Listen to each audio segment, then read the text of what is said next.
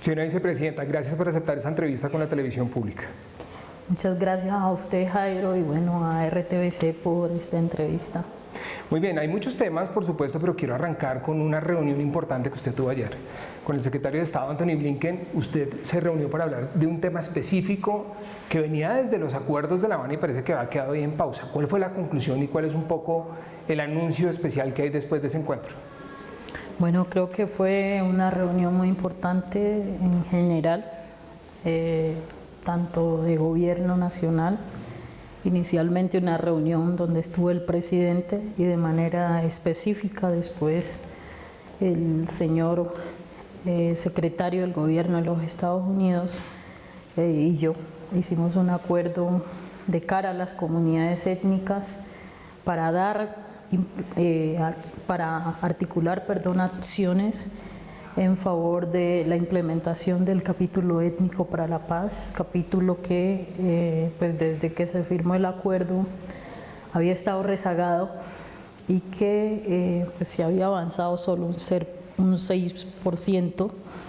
Hoy yo creo que haber hecho este acuerdo nos da herramientas y posibilidades de poder avanzar de la mejor manera en la garantía de los derechos de las comunidades étnicas indígenas y afrodescendientes de todo el país, así que pues es una ganancia para el gobierno y para Colombia. ¿Estados Unidos exactamente qué va a hacer ahí, Vicepresidenta?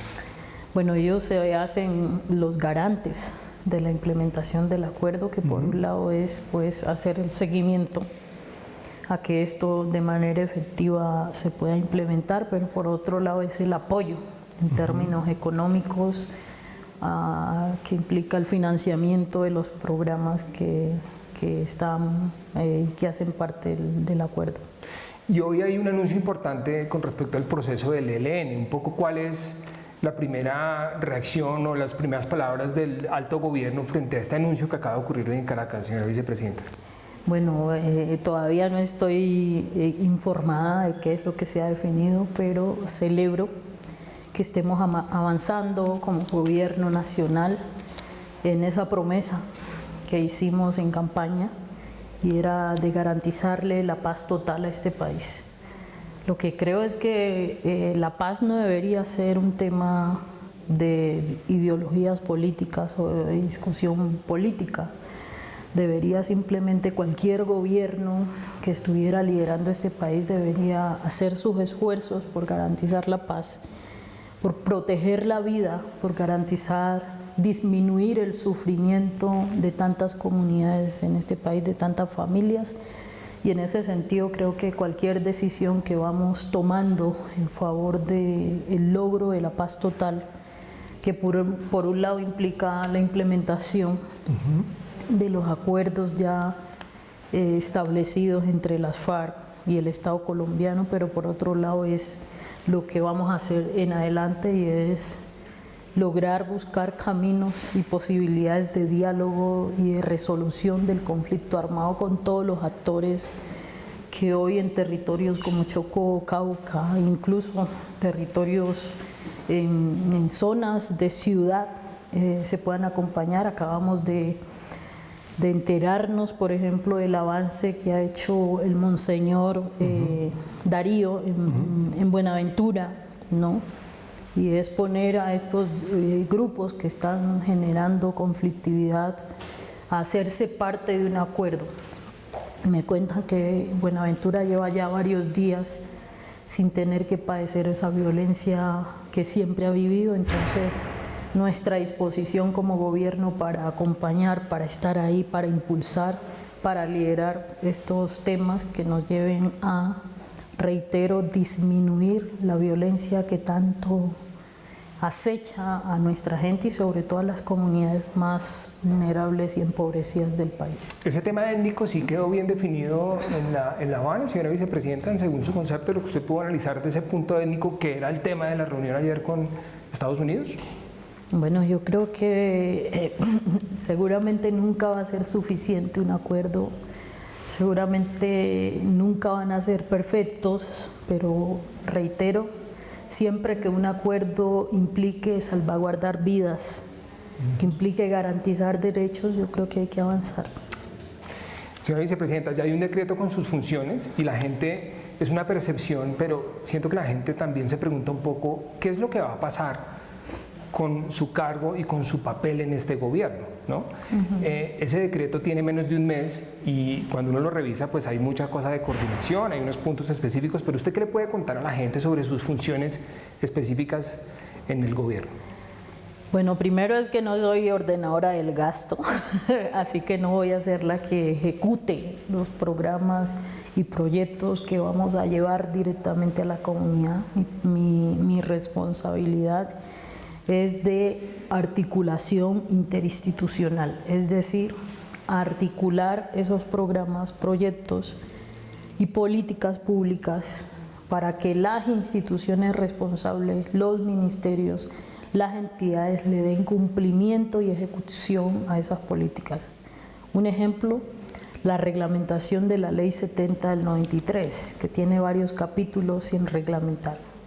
Mi papel es articular con los ministerios que tienen la responsabilidad de construir el decreto, digamos, consultar el decreto para poder darle viabilidad. ¿Y por qué ha pasado tanto tiempo sin que ese tema lo asuma nadie? Bueno, eso toca preguntarle a gobiernos anteriores, y es que han pasado 29 años y esa ley no se ha reglamentado, ¿no? Pues seguramente falta de voluntad política, seguramente el racismo estructural no ha permitido que lo hagan, ahora nos toca a nosotros y nos toca garantizar que eso sea.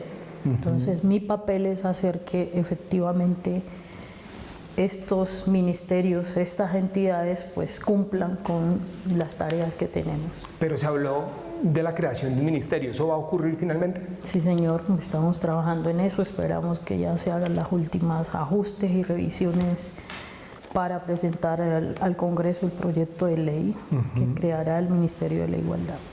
Más o menos, ¿se tiene usted estimado en sus planificaciones cuánto puede tomar eso? Porque obviamente pues un gobierno de 4 años termina avanzando muy rápido, ¿no?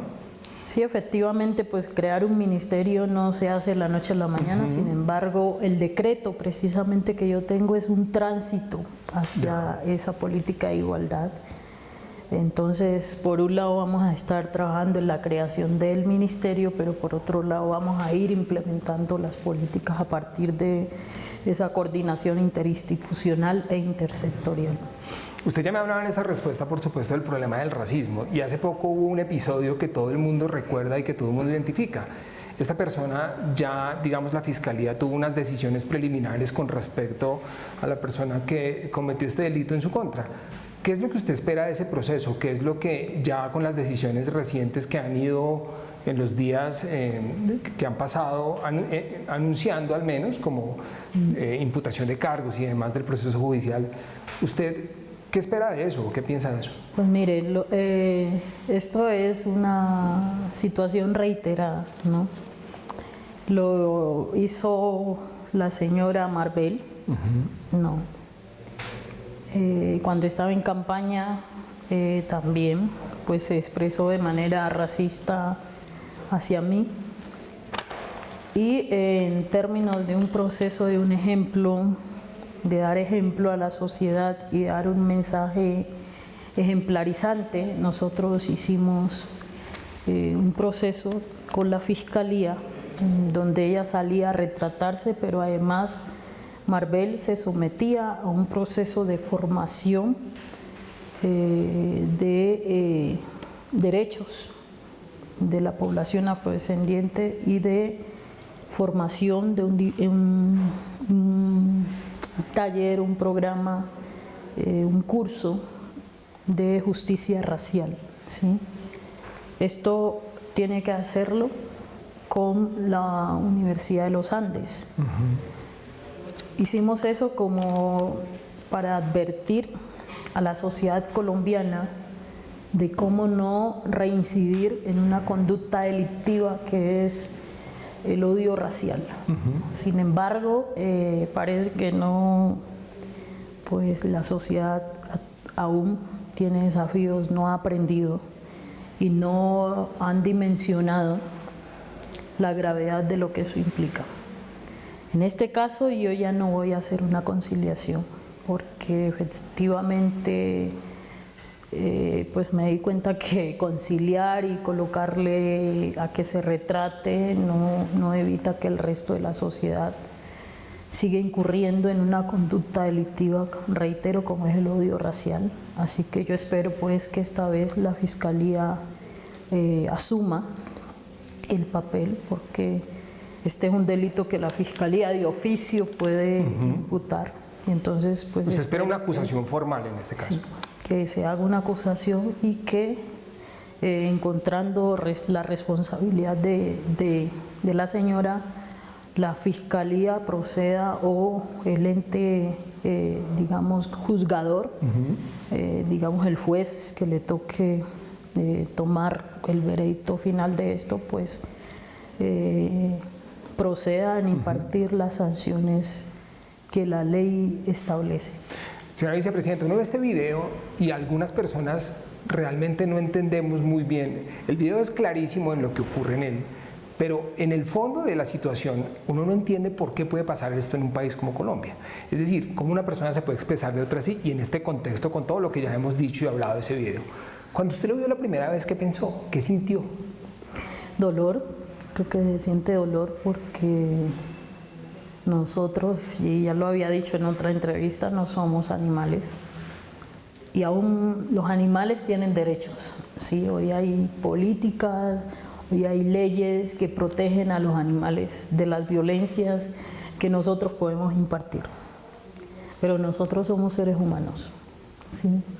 Y no por el color de nuestra piel la gente puede expropiar nuestra condición humana, ¿sí?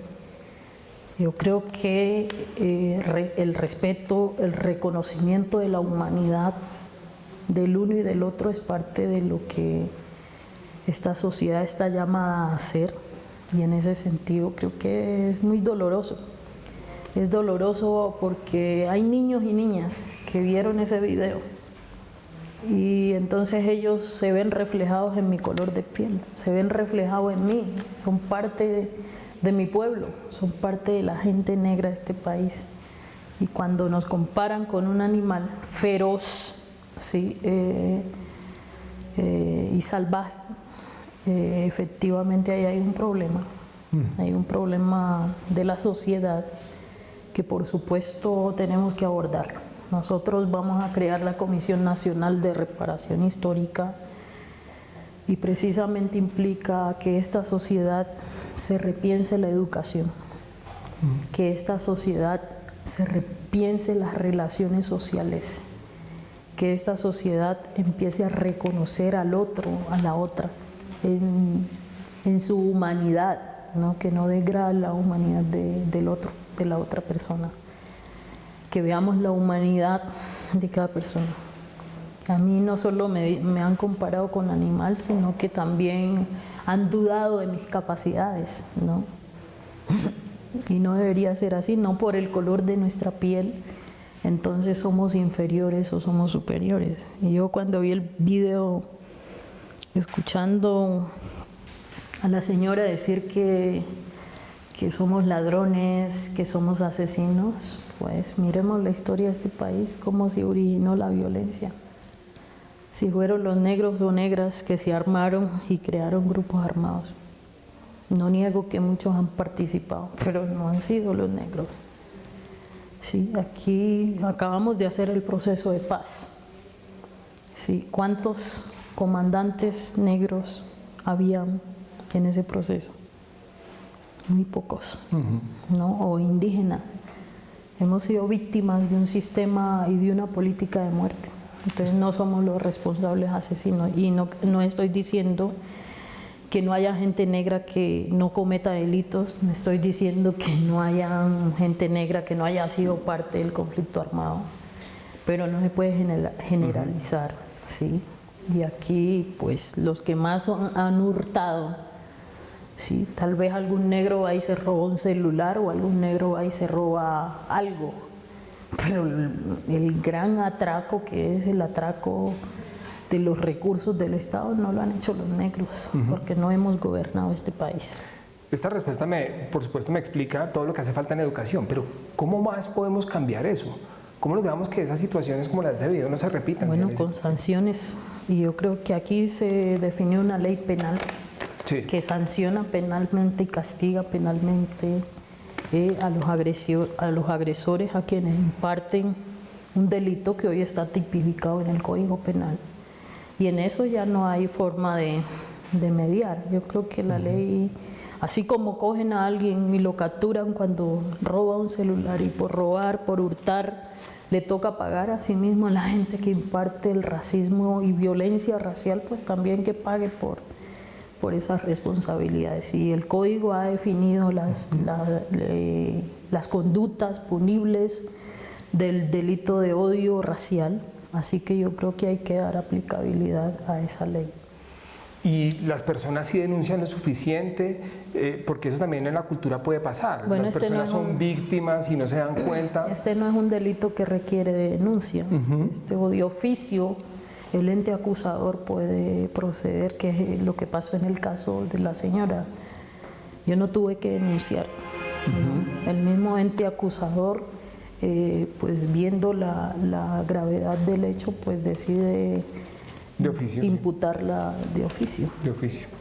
Claro, me refería un poco a la cultura que existe. Muchas personas son víctimas de este delito y tal vez ni siquiera saben que están siendo víctimas de un delito, ¿no? ¿Usted ha percibido eso? Claro que sí, yo creo que lo hemos percibido, y no solamente es el racismo en la calle, sino el racismo institucional, ¿no? Entonces, las comunidades hoy deberían estar demandando al Estado por no garantía de sus derechos, por ejemplo. Cuando las mujeres en Colombia viven 5 años, las mujeres negras, afrodescendientes, 5 años menos que el resto de las mujeres del país, según estadísticas del DANE, ¿eso qué nos dice?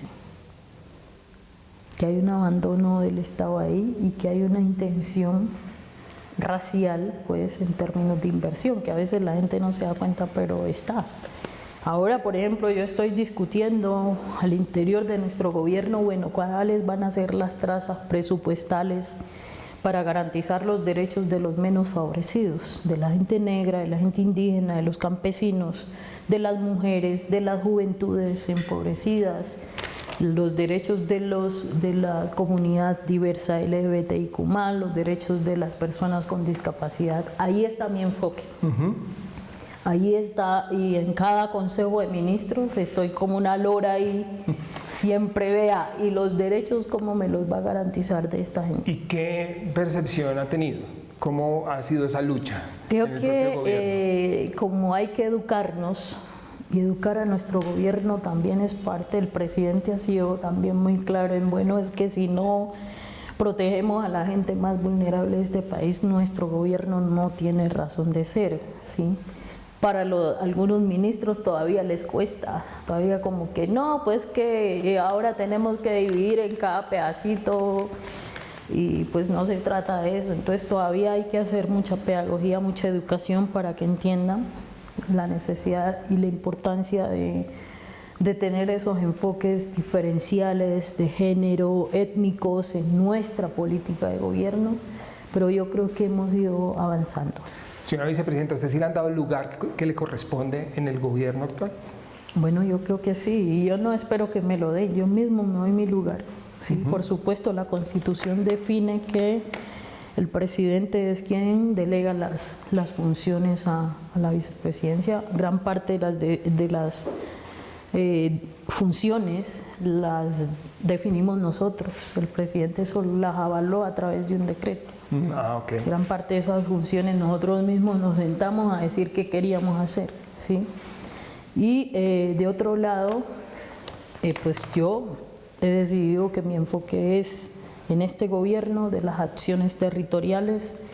Como lo dije, mi tarea es luchar por los derechos de los nayes y de las nayes en este país, que son las personas que han estado olvidadas, son los territorios olvidados y excluidos. En ese sentido, entonces, el valor me lo doy yo, y me lo he dado yendo a los territorios, ¿sí? Haciendo presencia, pero también definiendo con la gente, con las comunidades, qué es lo que vamos a hacer en concreto. Usted siempre apela a unos simbolismos muy importantes cuando habla. En su discurso está atravesado por unas frases que tienen mucha sonoridad y recordación. Yo tal vez propongo que es por su formación en escrituras creativas. Si se interpreta bien lo que usted dice cuando dice los nadies, vivir sabroso, eso la gente sí lo está interpretando como usted quiere. Yo creo que hay una interpretación bien, la gente sabe qué quiero decir, pero los que son contrarios políticos que siempre quieren desdibujar nuestras narrativas, pues buscan cómo desvirtuarlas, cómo desdibujarlas. Entonces nosotros hablamos en el Pacífico de vivir sabroso.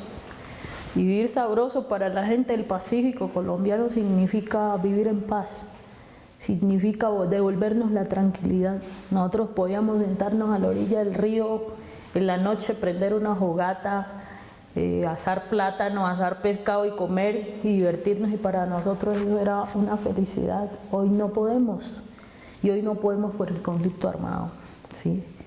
Nosotros podíamos compartir entre vecinos un plato de comida, ¿sí? Hoy eso está limitado por las situaciones económicas de hambre que hay. Entonces, para mí, cuando hablamos de vivir sabroso, la gente desde acá ni se imagina lo que significa estar en un río del Pacífico, ir en un potrillo, irse a una playa, ¿sí?, del Pacífico a pasar sabroso. Con marimba, con bombo, con cununo, con guasá, a la orilla del río. La gente no sabe lo que eso es magia, eso es vida, eso es comunidad, y eso para nosotros es vivir sabroso. Pero claro, lo malinterpretan intencionalmente, diciendo que vivir sabroso es ser vago, ¿no? Y no es así. ¿Cómo Y eso, incluso eso molesta, claro, porque eso viene de nuestros mayores y mayoras, que saben lo que eso significa, pero esto ha sido un lenguaje que ha estado muy enraizado en la comunidad, en la cotidianidad de la vida de nuestras comunidades, que no ha sido un lenguaje que se coloca en lo nacional.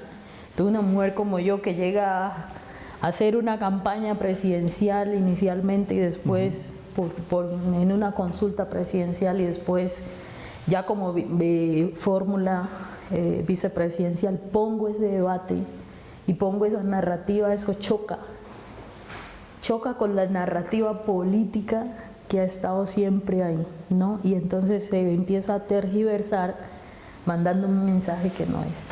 Y el cierre lo quería con eso, señora vicepresidenta. ¿Cómo es pasar a este entorno donde todo lo que uno dice lo utilizan en su contra? De usted, por ejemplo, hoy están diciendo que va a renunciar. Por supuesto, eso no tiene... Eso es lo que dicen hoy de usted, por ejemplo. ¿Cómo es entrar en ese ambiente, de esas campañas de información, de la política en sí misma, cómo se vive?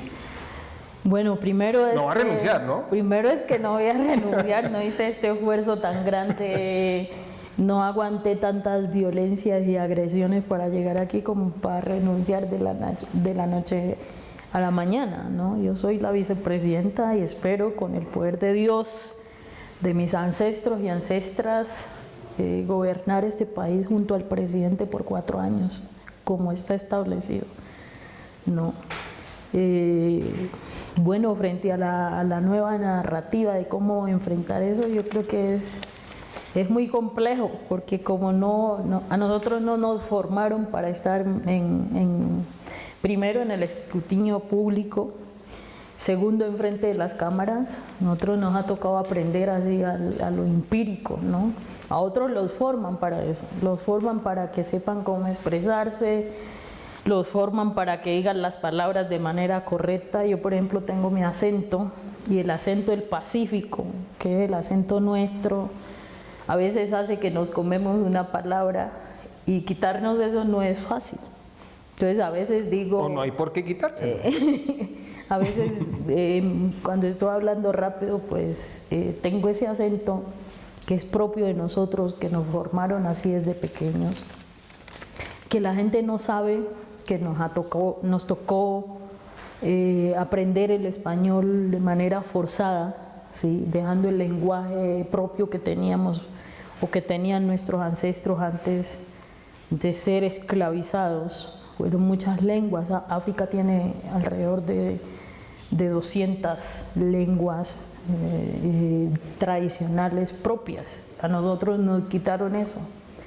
Pocos pueblos conservan esa lengua, pero aunque hablamos español, tenemos esos acentos que para mí es la riqueza de este país, y a veces no ponemos el acento o a veces quitamos las palabras, ¿sí? A veces una letra de la palabra lo quitamos.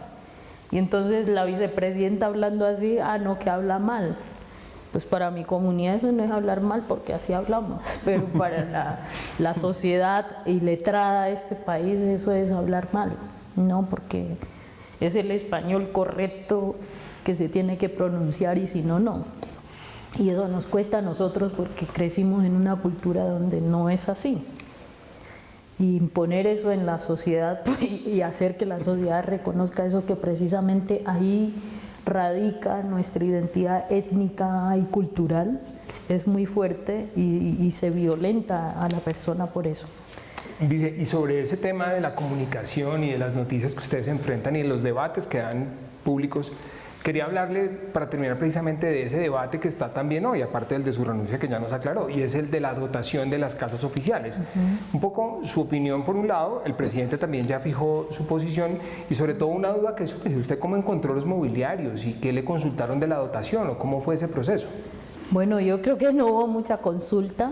A nosotros nos dijeron que podíamos solicitar cosas para dotar la casa, que las casas tienen que estar muy bien porque a veces vienen visitas internacionales y entonces pues es la imagen del país cada una de estas casas.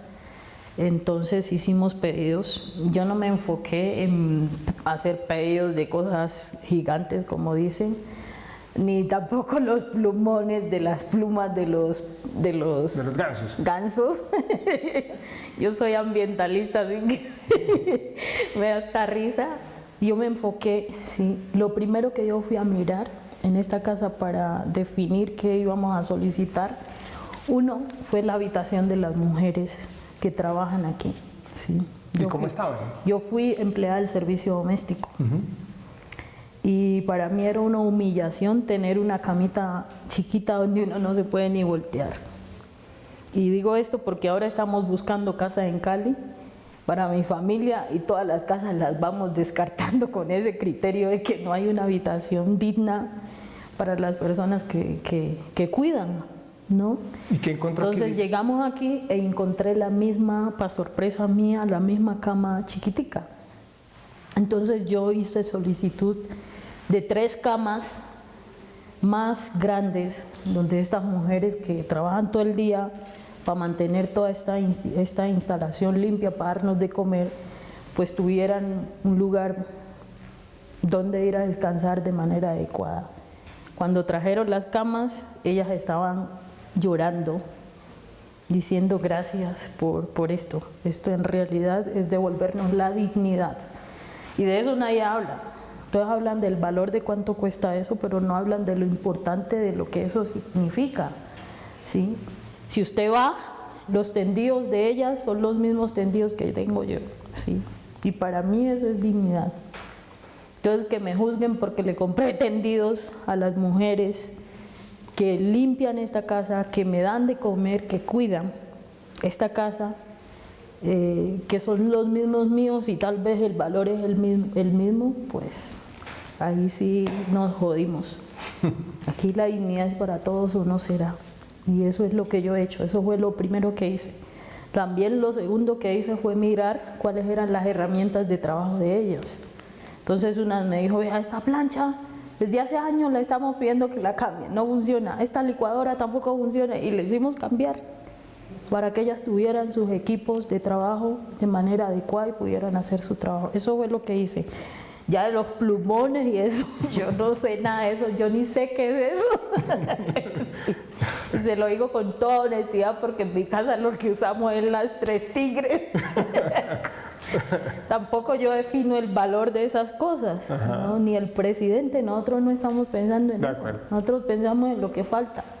Que falta un televisor, yo no estoy pensando en cuál es la